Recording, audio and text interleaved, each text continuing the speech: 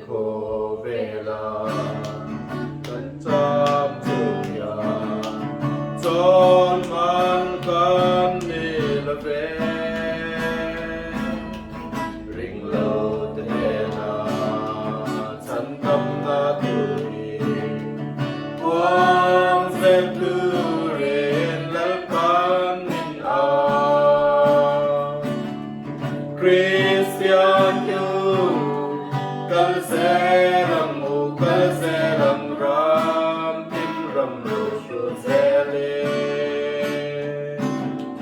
Shwai do vanersi tere Ram santin cha puang zelang o Ngai koi na kan ta changi Sam plu re kan hello Ring root the dwana Ro puya manglu Kan lali swat hilpit heina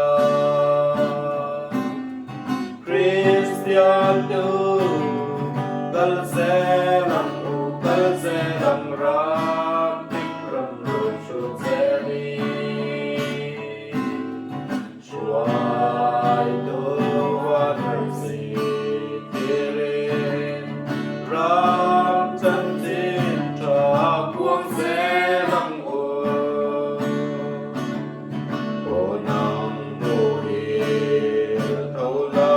haro Vi hun toi te a yat Krista pan ro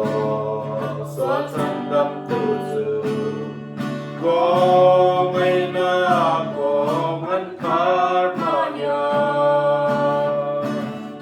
Christian tu Kal zelang o kal zelang ram Tikram rusho zele Shwai do vanersi tere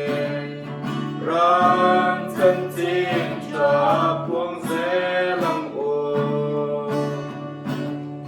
Kun kir tap te ala tema Te ko ve she oma Chu tim na chuan ring to song song te Van tâm hoi tâm lệ to Christian tu kal se